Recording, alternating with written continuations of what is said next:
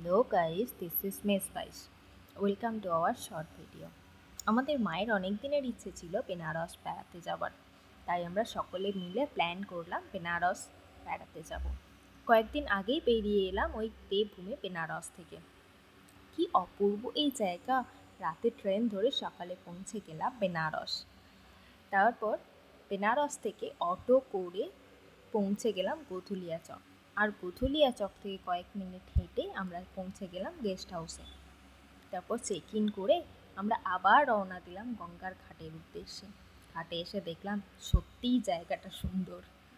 এরপর কিছুক্ষণ ঘুরে বেরিয়ে তারপর সন্ধ্যারতি দেখে আমরা আবার রওনা দিলাম আমাদের গেস্ট হাউসের উদ্দেশ্যে। যেহেতু আমরা সকাল থেকে ভীষণ ট্রাভেল করেছি, ভীষণ টায়ার্ড হয়ে গেছিলাম।